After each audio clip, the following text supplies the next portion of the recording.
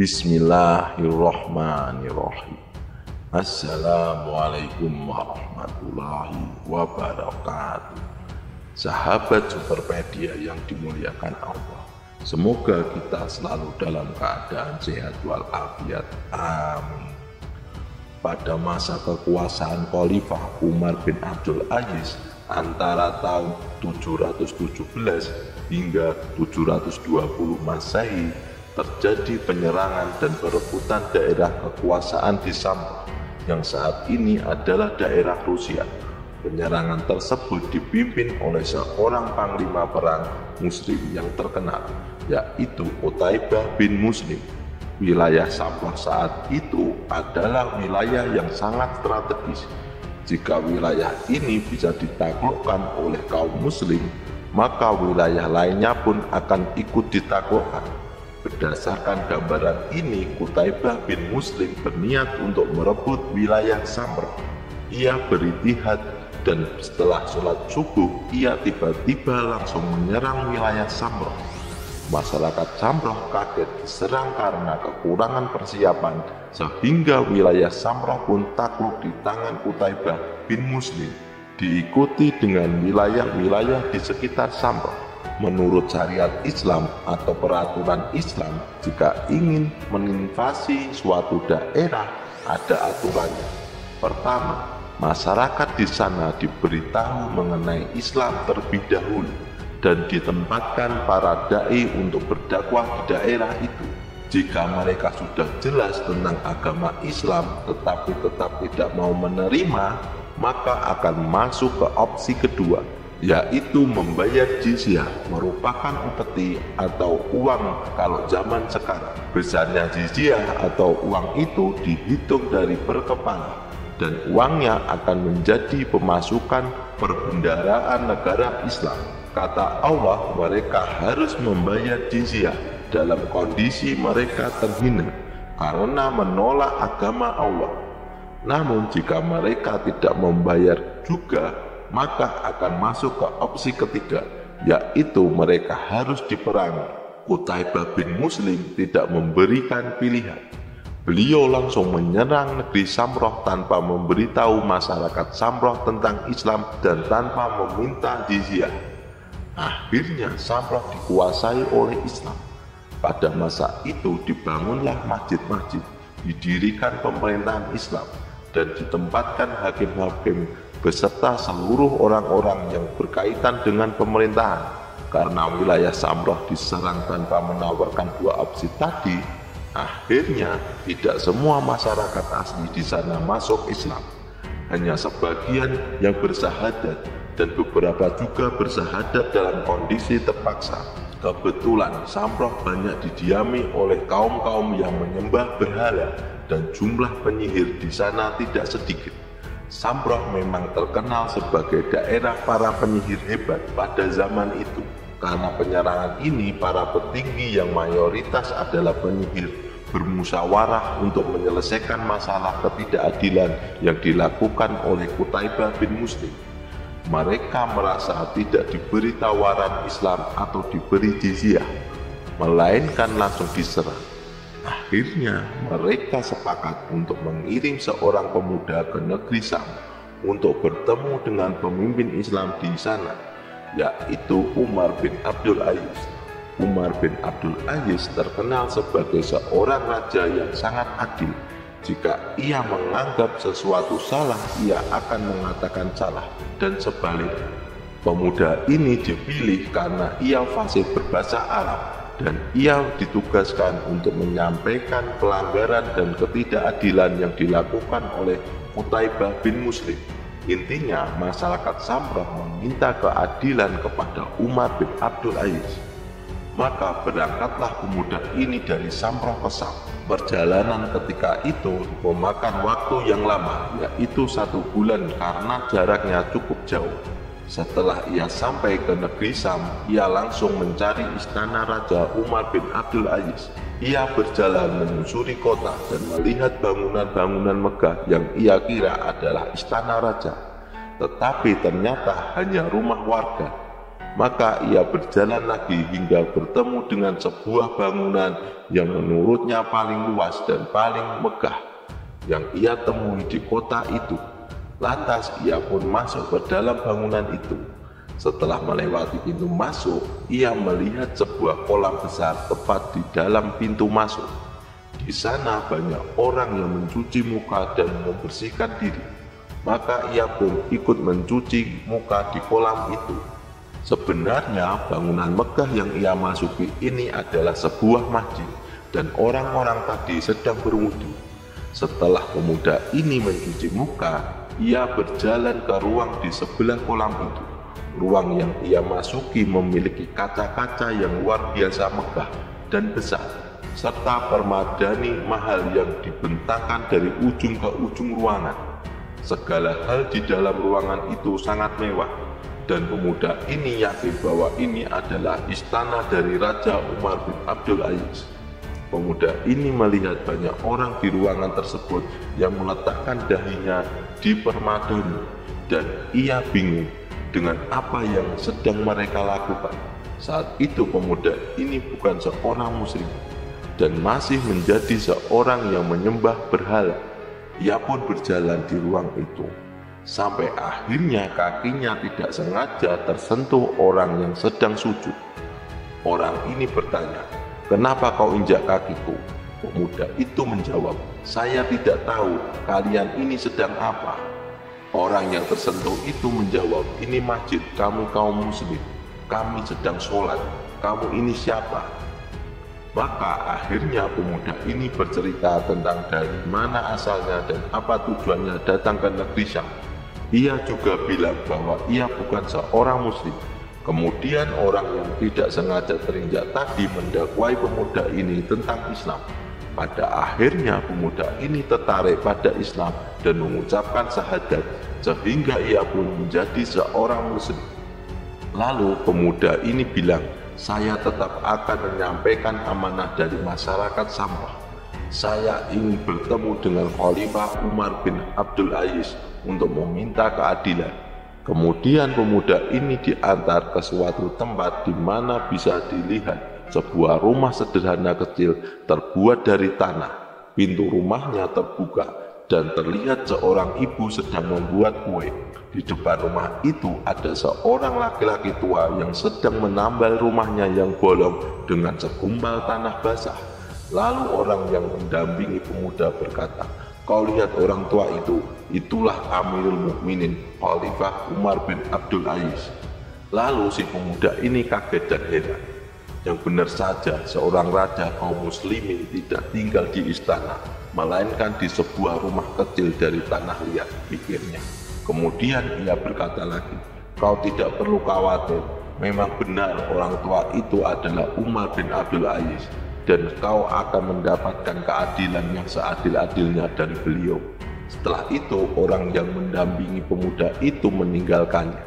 Sahabat Superpedia, pas pemuda ingin mendekati orang tua itu, tiba-tiba ia melihat ada seorang anak datang sambil menangis dengan kepala bocor dan berdarah. Anak itu berkata, "Ayah, ibu, kepala saya berdarah." Pemuda ini berpikir, kayaknya ini anaknya, dan ia memperhatikan dari kejauhan. Ia ingin melihat, katanya Amirul Mukminin ini adalah orang yang sangat adil. Kemudian datanglah lagi seorang ibu dengan anaknya di belakang anak yang kepalanya berdarah dengan muka pucat dan terlihat ketakutan. Ibu ini berkata, "Wahai Amirul Mukminin, tolong maafkan anak saya." Kemudian orang tua ini bertanya kepada anaknya yang menangis, "Hei anakku, ada apa ini? Apa yang sedang terjadi?" Anaknya menjawab, "Saya tadi bermain lempar-lemparan batu dengan anak ini. Saya lempar batu dan tidak kena. Kemudian dia balas lempar batu dan kena kepala saya." Ayahnya menjawab, "Kalau begitu kamu yang salah." Dia bilang, "Iya, saya yang salah, ayah." Orang tua ini berkata kepada ibu itu, "Wahai ibu, tidak usah takut, anak saya yang salah, dan saya mau tanya, apakah anakmu sudah terdaftar mendapatkan atauyah?" Atauyah ini dalam hukum Islam setiap pendapatan pemerintah kalau sudah mengeluarkan anggaran dasar kebutuhan pemerintah, nah sisa uangnya dibagi rata untuk seluruh masyarakat. Memang dalam hukum Islam tidak diperbolehkan pajak. Ibunya menjawab, belum wahai Amirul Mukminin, anak saya belum mendapatkan atauyah sejak ia lahir. Lalu Amirul Mukminin memanggil sekretaris yang bernama Gulam.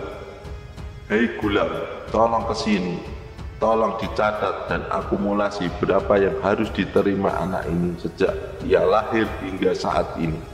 Jadi kalau anak ini berumur 6 tahun, atauyahnya akan dibayar sejumlah 6 tahun sejak dia lahir.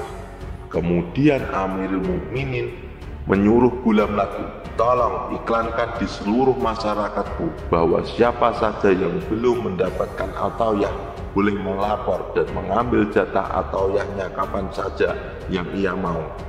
Sementara itu, istri Umar bin Abdul Aziz mendengar dari dalam rumahnya dan berkata, wahai Umar, anakmu dibocorkan kepalanya, malah kau kasih atauyah. Bukannya kau marahi, bukannya kau tegur. Umar menjawab, diamlah, yang salah anak kita, tidak ada urusannya sama sekali ini. Kalau yang salah ya salah, yang benar adalah yang benar. Maka istrinya pun menjadi diam akhirnya, karena anaknya pun mengaku salah. Lalu si pemuda yang melihat dari kejauhan pun mendekati Umar bin Abdul Aziz. Dia langsung menyampaikan amanah dari masyarakat Samrah bahwa Qutaibah bin Muslim menyerang tanpa memberi pilihan kepada masyarakat Samrah, tidak menawarkan Islam atau meminta jizyah, melainkan langsung menyerang dengan pasukannya. Mendengarkan hal ini, Umar pun berkata, memang sudah sampai kabar ini ke telingaku bahwa negeri Samrah sudah takluk di tangan kaum muslimin, dan atas izinku aku letakkan hakim-hakim dari golongan muslim untuk menyelesaikan permasalahan untuk masyarakat Samrah. Sementara itu memang salah dan melanggar syariat Islam bahwa Qutaibah bin Muslim ini langsung menyerang tanpa memberi pilihan. Umar melanjutkan, baiklah, jadi apa yang kamu mau, wahai anak muda? Pemuda ini berkata, kami minta keadilan untuk masyarakat Samrah, wahai Amirul Mukminin. Kemudian Umar bin Abdul Aziz mengambil sehelai kertas dan menulis surat. Setelah itu ia memberi stempel di surat itu dan memberikan kepada pemuda itu untuk diantarkan kepada hakim dari golongan kaum muslim yang ada di Samrah. Isi suratnya sebagai berikut. Dari Amirul Mukminin Umar bin Abdul Aziz kepada Hakim Samrah, selesaikan perkara pemuda Samrah sesuai dengan syariat Islam. Pemuda ini kaget, hanya ini saja wahai Amirul Mukminin? Umar bin Abdul Aziz menjawab, iya, antarkan surat ini ke hakim yang sudah aku tunjuk di Samrah, maka selesailah perkara. Sambil kebingungan, pemuda ini pulang ke Samrah sambil membawa surat dari Amirul Mukminin. Setelah sebulan perjalanan, akhirnya pemuda ini sampai di Samrah. Ia menyembunyikan keislamannya di depan masyarakat Samrah dan di depan para penyihir. Mereka memberi amanah kepadanya untuk pergi menghadap Khalifah Umar bin Abdul Aziz. Lalu pemuda ini datang ke para penyihir dengan menunjukkan surat dari Amirul Mukminin. Kemudian ia pergi ke hakim yang ada di Samrah dan berkata kepada hakim itu, saya baru bertemu dengan Amirul Mukminin di negeri Syam dan melaporkan bahwa ada ketidakadilan di sini. Panglima perang kalian, Qutaibah bin Muslim, tidak menawarkan Islam dan jizyah dan langsung menyerang masyarakat Samrah. Hakim ini bertanya, mana buktinya kalau kamu habis ketemu dengan Amirul Mukminin Umar bin Abdul Aziz? Maka pemuda itu memberikan surat yang ia bawa tadi kepada hakim. Hakim pun mulai membuka dan membaca surat yang sangat singkat tersebut, dan ia percaya bahwa benar surat ini dari Amirul Mukminin karena ada stempelnya. Hakim tersebut berkata, baiklah anak muda, perkara ini akan kami selesaikan. Maka dikumpulkanlah seluruh masyarakat Samrah, termasuk para penyihir di sebuah masjid yang besar. Qutaibah bin Muslim dipanggil oleh sang hakim dan ia mulai masuk ke dalam persidangan. Ketika itu masyarakat Samroh yang belum masuk Islam dan para penyihir ketakutan melihat sosok Qutaibah bin Muslim. Lalu hakim mulai bertanya kepada Qutaibah bin Muslim, "Apa benar kamu menyerang masyarakat Samroh tanpa penawaran Islam dan tanpa meminta jizyah? Dan kalau benar, apa alasanmu?" Qutaibah menjawab, "Ya benar, aku tidak memberi mereka pilihan dan langsung menyerang Samroh. Alasannya karena Samroh ini wilayah yang strategis. Bila berhasil kutaklukkan, maka wilayah lainnya mudah kutaklukkan." Hakim menegaskan, "Baiklah, berarti kau yang salah Qutaibah, dan sekarang aku perintahkan seluruh masyarakat muslim, prajurit muslim termasuk kamu Qutaibah, untuk semuanya keluar dari Samroh. Jadi kalian mulai lagi dari awal saat kalian datang. Kemudian tawarkan Islam kepada masyarakat Samroh. Jika tidak mau, mintalah jizyah. Dan kalau tidak mau juga, maka seranglah. Pokoknya seluruh kaum muslimin keluar dari Samroh sekarang."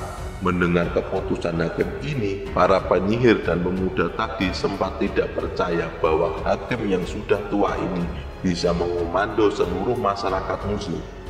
Mereka juga tidak percaya bahwa Samroh yang sudah ditaklukkan mau keluar semua dari Samroh dan ulang lagi menawarkan Islam. Logikanya sih tidak mungkin wilayah yang sudah ditaklukkan kemudian atas komando dari hakim tadi mereka semua mau keluar. Tiba-tiba terdengar suara riuh di luar tempat peradilan, terdengar seperti suara kuda dan orang-orang ramai-ramai yang sedang berjalan.